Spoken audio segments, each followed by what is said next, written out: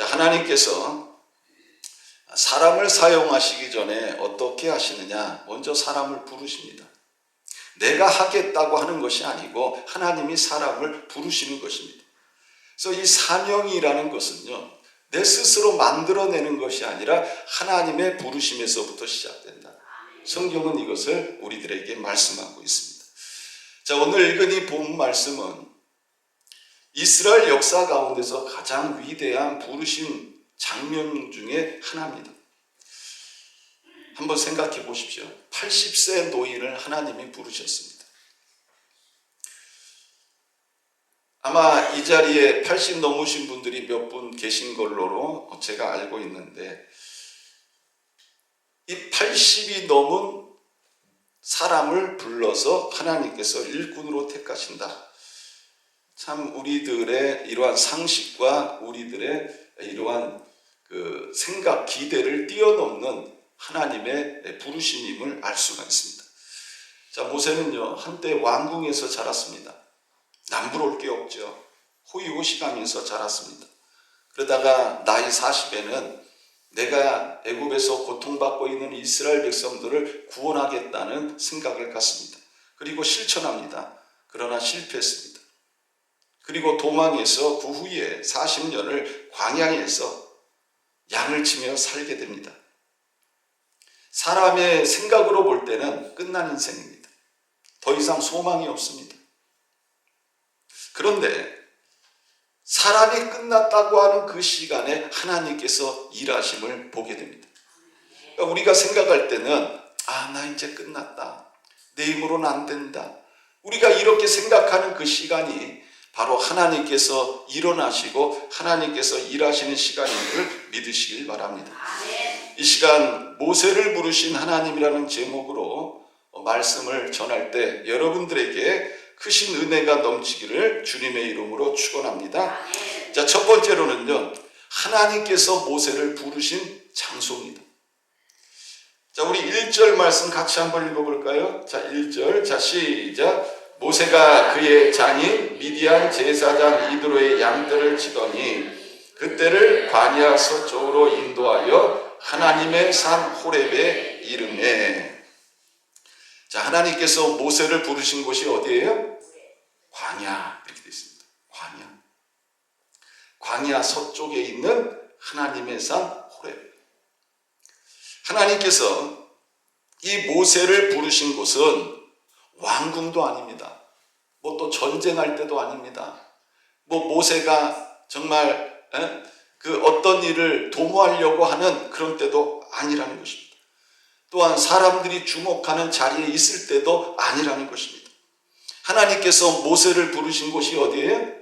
광야다. 이렇게 말씀하고 있습니다. 자, 여러분, 광야는 어떤 곳입니까? 광야는 낮아진 곳입니다. 광야는 어떤 곳이라고요? 낮아진 곳입니다.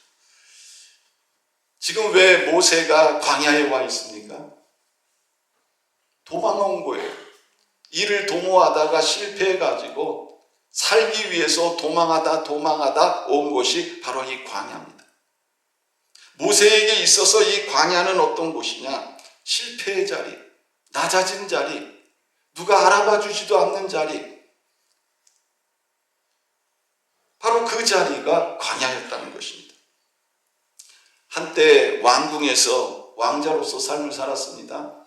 그 드넓은 애굽 땅에서 왕자로서 어깨에 힘을 주고 온갖 권력을 가지고 살았던 모세였습니다. 그런 모세가 이제는 이 광야에서 뭐하고 있어요? 양을 치고 있습니다. 80의 나이에 이제는 양을 치면서 어떻게 보면 인생을 정리하는 이런 마지막 때를 모세는 보내고 있었다는 것입니다. 이 광야에서의 40년의 세월 참 힘들었을 것입니다. 그 왕자라는 직분을 가지고 온갖 권력을 누리면서 사람들에게 인정받고 또 사람들에게 가는 곳마다 왕자님, 왕자님 하면서 이런 말을 들었던 이 모세가 이제 도망자가 돼가지고 광야에서 이름 없이 빛도 없이 살아가게 될 때 참 힘들었을 것입니다. 그러나 하나님은요, 모세가 높은 자리에 있을 때 하나님을 부른 것이 아니고 모세가 낮아진 자리, 모세가 실패한 그 자리에서 하나님께서는 부르셨다는 것입니다. 왜 그렇습니까? 높은 자리에 있을 때 부르면 교만하기 쉽습니다. 내가 능력이 있을 때 부르면 다 내가 했다고 자랑하기 쉽습니다. 그래서 하나님은요, 높은 자리에 있을 때, 능력이 있을 때, 힘이 있을 때, 뭔가 가진 것이 있을 때는 하나님이 부르시질 않아요. 어떻게 보면 나이 80, 아까 들어오는데 우리 한 분이 그런 얘기 하시더라고요. 나이 먹은 게 참 슬프다. 네. 맞아요. 나이 먹는 게 슬픈 것 같아요. 왜? 나이 먹으니까 머리도 희끗희끗해져, 눈도 잘 안 보여, 이것저것 아파, 또 이빨도 시원찮아. 이게 나이 먹은 사람들의 소름이요. 근데 어쩔 수 없잖아요. 이걸 어떻게 막냐고. 그런데 모세는 나이가 80이에요. 그 나이 80에 내 인생 끝났다. 이제 그냥 조용히 살다가 하나님 앞에 가자 하는 그런 나이에 하나님께서 모세를 부르셨다는 것입니다. 왜 그렇습니까? 모세가 그때가 가장 낮아졌을 때였다는 거예요. 이제는 애굽에서 고통받고 있는 이스라엘 백성들을 구원하겠다는 꿈도 실천할 수 없는 그런 나이였다는 것입니다.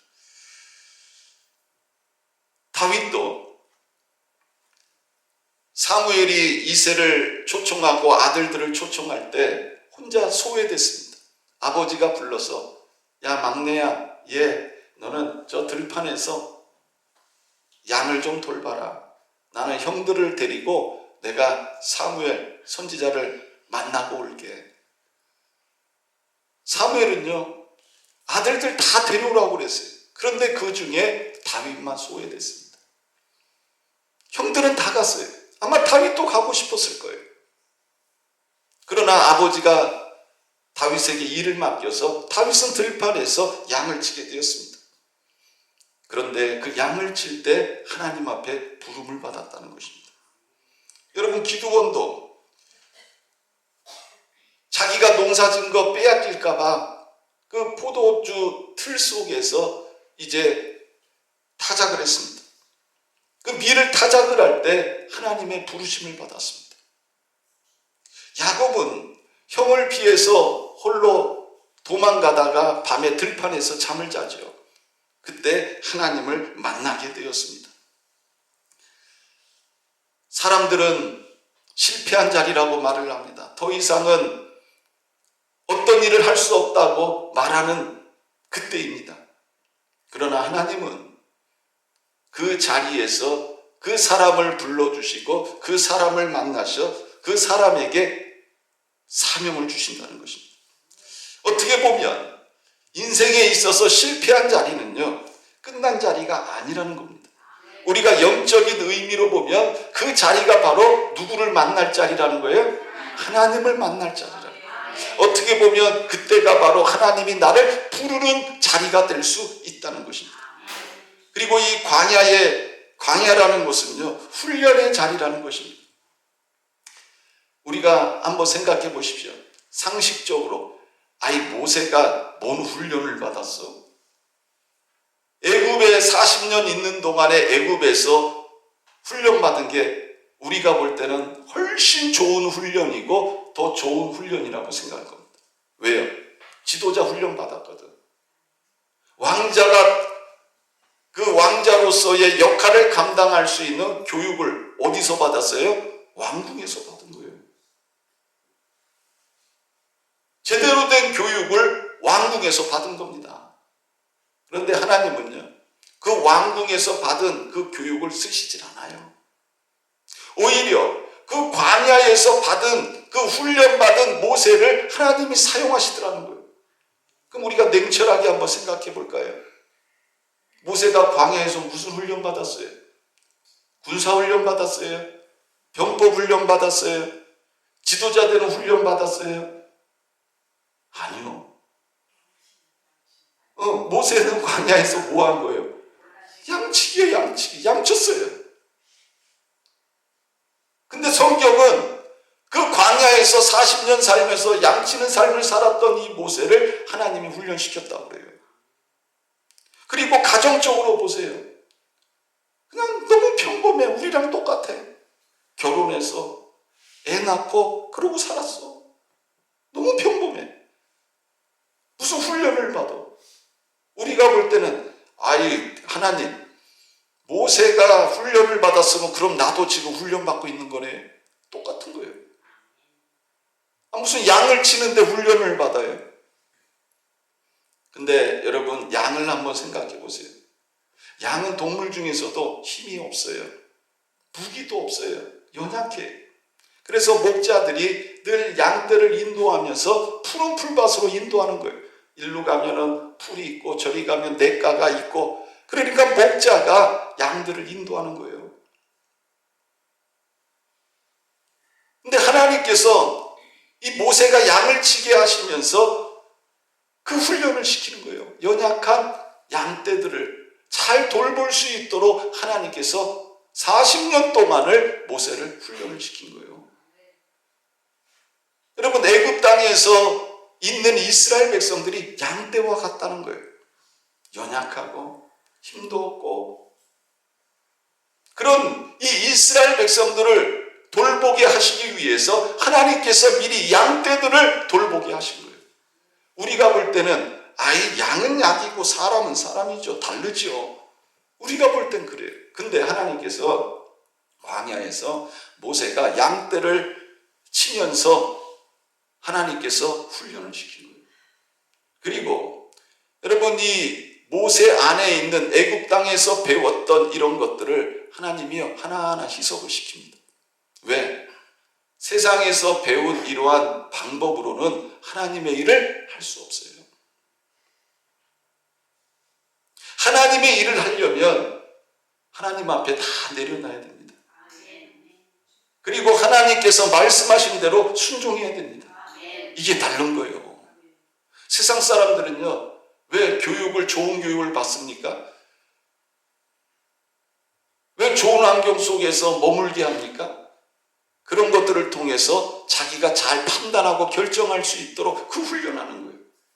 근데 이 하나님의 사람들은요, 뭘 잘해야 되느냐? 하나님 앞에 다 내려놔야 돼. 아무도 자기를 부인하지 아니하고는 하나님의 일을 할 수가 없다는 거예요. 그래서 자기 모든 것을 내려놓고 하나님이 이렇게 해라 그러면 순종하면 되는 거예요. 이게 다른 거예요. 세상의 지도자들 다 지 마음대로 해요. 그러나 여러분, 이 주의 일이라는 것은요, 달라요.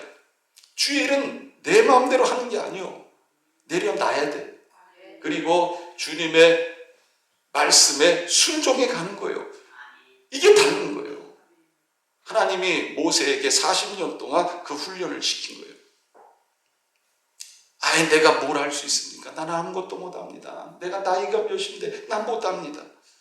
그러나 여러분, 하나님은 이 광야에서의 이 40년의 삶을 통해서 모세를 이스라엘의 지도자가 될 수 있도록 철저하게 훈련을 시키셨다. 혹시 여러분들 중에서 지금 광야에 서 있는 분이 있습니까?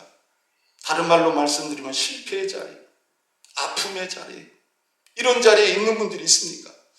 외롭고 답답하고 또 소망이 없는 이런 자리에 있는 분들이 있습니까? 그 자리가 바로 하나님의 부르심이 시작되는 자리인 줄 믿으시길 바랍니다. 자, 두 번째로는요, 하나님께서 모세를 부르신 방법입니다. 자, 우리 2절 말씀 같이 한번 읽어보겠습니다. 자, 시작. 여호와의 사자가 떨기나무 가운데로부터 나오는 불꽃 안에서 그에게 나타나시니라. 그가 보니 떨기나무에 불이 붙었으나 그 떨기나무가 사라지지 아니하는지라. 자, 하나님께서 모세를 부르신 방법이에요. 자, 2절 말씀에 그 방법이 나와 있습니다. 하나님께서 모세를 어떻게 부르셨습니까? 떨기나무 불꽃으로 부르셨다.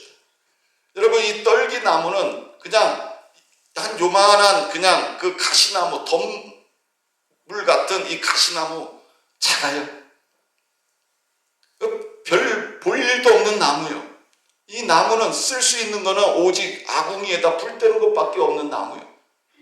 그런데 여러분, 이 작고 보잘것없는 이 나무에 뭐가 붙었어요? 불이 붙었어. 근데 불이 붙었는데 그거를 누가 본 거예요? 모세가 보게 한 거예요. 하나님께서는요, 이 모세가 그 불을 불 수 있도록 역사하셨다는 것입니다. 그래서 3절에 보면 모세가 이렇게 얘기를 합니다. 이에 모세가 이르되 내가 돌이켜 가서 이 큰 광경을 보리라. 떨기나무가 어찌하여 타지 아니하는고. 하나님께서 모세를 부르셨는데 여러분, 이처럼 모세의 주목을 끌었다는 거예요. 눈으로 볼 수 있도록 하나님께서 이 모세가 보고 왜 저게 불이 타가지고 꺼지지 않는가? 그 나무에 주목하게 하셨다는 것입니다. 그러니까 여러분, 오늘날도 마찬가지입니다. 하나님은 하나님의 사람을 부르실 때 먼저 그 사람의 관심을 끌게 하십니다. 시선을 끌게 한다는 거예요. 자, 그리고 하나님께서는 어떻게 하시느냐? 이름을 부르셨다는 것입니다. 자, 우리 4절 말씀 같이 한번 읽어볼까요? 자, 시작. 여호와께서 그가 보려고 돌이켜 오는 것을 보신지라 하나님이 떨기나무 가운데서 그를 불러 이르시되 모세야 모세야 하시매 그가 이르되 내가 여기 있나이다. 하나님은 이 나무에 불붙은 단순한 현상으로만 모세를 부르시지 않았다는 것입니다. 하나님이 모세를 부르실 때 어떻게 부르셨다고 말씀하고 있어요? 모세야 모세야 이름을 불렀다는 것입니다. 모세가 알아들을 수 있도록 하나님께서는 모세야 모세야 2번 부르셨습니다. 여러분, 사울이 그 다메섹을 향하여 갈 때에 길가에서 부활하신 예수님을 만나게 됩니다. 이때 예수님께서 사울을 부르시는데 뭐라고 말씀하세요? 사울아 사울아 내가 왜 나를 박해하느냐. 그리고 그 사무엘이 어렸을 때 자려고 하는데 그때 하나님이 사무엘을 부르세요. 뭐라고 그래요? 사무엘아 사무엘아. 2번을 부르세요. 사무엘은 처음에 그게 뭔지 몰랐어요. 아, 제사장님이 부르나 보다. 제사장님이 뛰어갔어요. 난 너 안 불렀어. 가서 자. 얘 누웠는데 또 사무엘아 사무엘. 하나님은요, 우리를 부르실 때 정확하게 부르십니다. 내가 알아들을 수 있도록 정확하게 부르십니다. 그리고 이름을 2번 부르는 것은 특별한 사명과 하나님의 사랑을 보여주고 있습니다. 자, 하나님은 모세를 아셨습니다. 그의 과거도 아시고 실패도 아시고 눈물도 아셨습니다. 사랑하는 성도 여러분, 하나님이 부르실 때는요, 집단으로 부르시지 않아요. 하나님은 정확하게 한 사람을 찍어서 한 사람을 부르신다는 것입니다. 자, 그리고 하나님은 거룩함으로 부르셨다는 것입니다. 자, 우리 5절 말씀 같이 한번 읽겠습니다. 시작. 하나님이 이르시되 이리로 가까이 오지 말라. 내가 선 곳은 거룩한 땅이니 내 발에서 신을 벗으라. 자, 여기 보니까 하나님이 모세에게 이렇게 말씀합니다. 이리 가까이 오지 마라. 내가 선 곳은 거룩한 땅이니 내 발에서 신을 벗으라. 하나님이 임재하신 그곳은 거룩한 땅인 줄 믿으시길 바랍니다. 자, 거룩이란 단어가 뭐예요? 구별했다는 단어입니다. 하나님은 거룩하신 분입니다. 그래서 우리들에게도 거룩하라고 말씀하고 있습니다.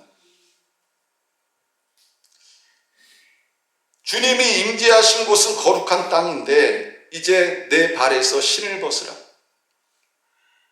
여러분, 이 신이라는 게 신발 아닙니까? 근데 여러분들이 어떤 회사에 취직을 하려고 할 때 뭐를 가져가죠? 이력서를 가져가요. 다 다 이력서 써오라고 그래요. 왜? 그걸 통해서 그 사람을 판단하는 거예요. 근데 여러분, 그 이력이라는 단어가 뭐냐면 신발리자의 진알력이라는 단어입니다. 신발리 진알력. 그러니까 이력이라는 말이 뭐냐면 신발이 지나온 길이 이력이라는 거예요. 뭐가 지나온 길이요? 신발이 지나온 길이 이력이라는 거예요. 그래서 내가 신고 다니는 신발이 지나온 그 길이 이력이요. 근데 오늘 읽은 이 말씀에 보면 주님이 뭐라고 말씀하고 있어요? 내 발에서 신을 벗으라. 이제는 내가 지나온 그 길, 내 마음대로 내가 살아온 그 길을 이제는 내려놓으라는 거예요. 벗으라는 거예요. 이게 바로 뭐냐? 바로 거룩함으로 부르신 일이라는 것입니다. 여러분, 사명이라는 것은요, 가볍지 않습니다. 사명은 또한 죄악과는 아무 상관도 없습니다. 하나님은 거룩하신 분입니다. 그러므로 우리를 거룩하게 부르신 것입니다. 그래서 신을 벗는다는 것은 결국 뭐예요? 자기 주장, 자기 방법, 자기 교만을 내려놓는 것입니다. 하나님 앞에서는 겸손해야 되는 것입니다. 자, 세 번째로는 하나님께서 모세에게 사명을 주셨습니다.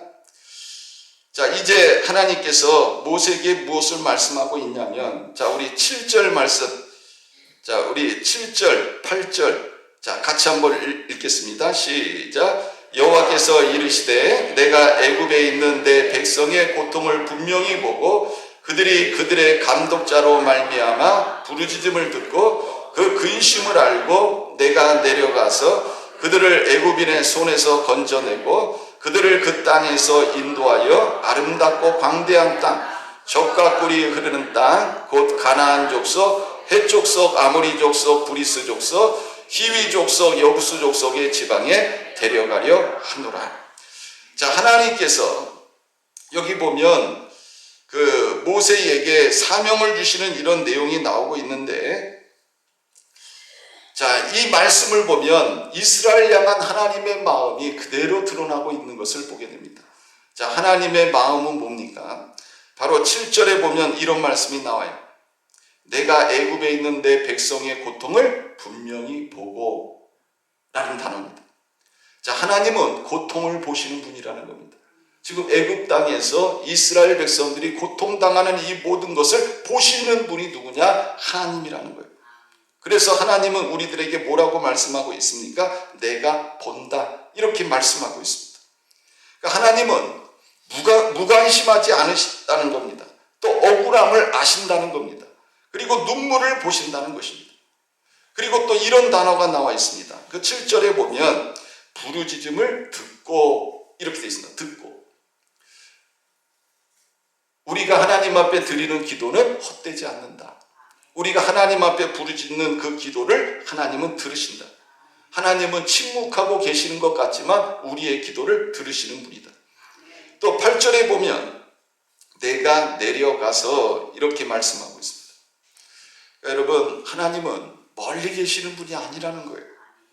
하나님은 구원하시기 위해서 우리가 생각하는 먼 곳에 계신 분이라고 생각하지만 그곳에서 우리를 구원하러 내려오시는 분이다. 이것을 우리들에게 말씀하고 있는 겁니다. 여러분, 구원은 어디에서 옵니까? 바로 하늘에서 온다는 것입니다. 여러분, 믿으시길 바랍니다. 그래서 우리가 하나님을 늘 기대하고 소망해야 된다는 것입니다. 또 8절 말씀에 보면 이런 말씀이 나옵니다. 내가 데려가려 하노라, 이렇게 말씀하고 있습니다. 자, 여기 보면 이제 내가 너를 바로에게 보내어 너에게 내 백성 이스라엘 자손을 애굽에서 인도하여 내게 하리라. 그 8절 말씀에 보면 내가 그들을 그 땅에서 인도하여 아름답고 광대한 땅, 젖과 꿀이 흐르는 땅, 그 가나안 족속, 헷 족속, 아모리 족속, 브리스 족속, 히위 족속, 여부스 족속의 지방에 데려가려 하노라, 이렇게 말씀하고 있습니다. 자, 하나님이 이스라엘 백성을 어디로 데려간다고 말씀하고 있어요? 아름답고 강대한 땅, 젖과 꿀이 흐르는 땅, 그 땅으로 내가 너희를 데려간다. 그런데 그런데 그 땅이 어떤 땅입니까? 바로 가나안 7족속이 살고 있는 땅. 그 땅으로 내가 너희들을 데려가겠다. 이렇게 말씀하고 있는 겁니다. 자, 그리고 10절에서 이렇게 말씀하고 있습니다. 자, 10절 우리 같이 한번 읽어보겠습니다. 시작. 이제 내가 너를 바로에게 보내어 너에게 내 백성 이스라엘 자손을 애굽에서 인도하여 내게 하리라. 자, 여기 보면 이제 놀라운 전환이 일어나게 됩니다. 하나님이 뭐라고 그러셨어요? 내가 내려가겠다. 이렇게 말씀하셨는데, 자, 10절에 보니까 뭐라고 그래요? 내가 너를 보내겠다. 내가 너를 보내겠다. 자, 여기서 우리가 하나님은 어떻게 일하시는가 하는 이 방법을 알게 돼요. 우리가 볼 때는 하나님이 직접 내려오시면 얼마나 좋겠습니까? 근데 하나님이 직접 내려오면 어떤 일이 일어날까요? 다 죽어요. 어떻게 된다고요? 하나님을 보면 어떻게 된다고 그랬어요? 다 죽는다고 그랬어요. 왜? 하나님의 그 영광을 보면 사람들은 죽어요. 그러니까 하나님께서 일하시는 방법이 뭐냐? 하나님은 누구를 통해서 일하신다는 거예요? 사람을 통해서 일하신다. 그래서 하나님께서는 내가 내려가겠다. 그래서 하나님이 내려오시는구나. 근데 하나님 내려오면 다 죽어요. 근데 10절에 보니까 내가 너를 보내겠다. 그러니까 하나님은 사람을 통해서 일하시는 분임을 우리들에게 말씀하고 있습니다. 여러분 마찬가지요. 오늘날도 하나님은 사람을 통해서 일하시는. 나는 하나님 편입니다. 나는 하나님 말씀만 듣습니다. 여러분 그거 잘못된 거예요. 교회도 마찬가지. 어느 단체도 마찬가지. 하나님은 사람을 통해서 일하는 거예요. 하나님이 일꾼을 세우시고 그 사람을 통해서 일하시는 거예요. 나는 하나님 말만 들어요. 그거는 신앙이 잘못된 거예요. 하나님은 하나님이 일하실 때 사람을 통해서 일하시는 거예요. 그래서 하나님께서 지금 이스라엘 백성을 애굽에서 구원하시기 위해서 직접 내려가시겠다고 하셨지만 직접 내려가면 살 사람이 없어요. 그러니까 하나님께서는 누구를 통해서 일하시는 거예요? 사람을 세우시는 거예요. 그 사람을 통해서 하나님은 일하시는 거예요. 여러분 하나님께서 모세에게 주신 사명이 뭡니까? 바로에게 가라는 거예요. 그리고 백성을 인도해 내라는 것입니다. 그리고 하나님의 백성으로 세우라는 것입니다. 이것은요 단순한 정치적인 해방을 얘기하는 게 아니에요. 애굽 땅에서 구속받고 있는 이스라엘을 구원하려는 이러한 정치적인 해방도 아니고 물질 속에서 고통받고 있는 이스라엘 백성들을 경제적으로 해방하기 위한 것도 아니에요. 이것은 하나님의 백성을 회복하는 사명이었다는 것입니다. 그러니까 여러분 오늘날 우리가 예수 믿을 때 뭐 정치적인 해방, 경제적인 해방, 뭐 육체의 질병에서 해방 이게 우선이 되면 안 된다는 거예요. 바로 하나님의 백성으로 회복돼야 된다는 것입니다. 이게 최우선이 되어져야 된다는 거예요. 하나님은 이 애굽 땅에서 고통받고 있는 이스라엘 백성을 구원하셔가지고 이제 이 젖과 꿀이 흐르는 가나안 땅으로 인도하셔서 거기서 이스라엘 백성들이 하나님의 자녀로 살게 하시게끔 하나님께서 모세를 지금 부르고 계시는 것입니다. 이제 결론을 맺습니다. 오늘 우리는 이 본문 말씀을 통해서 세 가지를 배우게 됩니다. 하나는 하나님은 광야에서 부르셨다는 거예요. 두 번째는 하나님은 거룩하게 부르셨다는 것입니다. 그리고 하나님은 분명한 사명을 주셨다는 것입니다. 사랑하는 성도 여러분, 모세는 자기 자신이 준비되었다고 생각하지 않았습니다. 그는 자신이 아무것도 할 수 없다고 생각을 했습니다. 무능력하다고 생각했습니다. 나이가 너무 많다고 생각했습니다. 그러나 하나님은요 준비시키셨습니다. 혹시 지금 여러분들의 삶이 광야일 수 있습니다. 또 실패의 자리일 수 있습니다. 또 사람들에게는 잊혀진 자리일 수 있습니다. 그러나 바로 그것이 하나님의 부르심이 시작되는 자리일 수 있다는 것입니다. 하나님은 오늘도 우리들에게 말씀하고 있습니다. 여러분들이 오늘 이 말씀을 잘 기억하시고 하나님을 기대하시기를 바랍니다.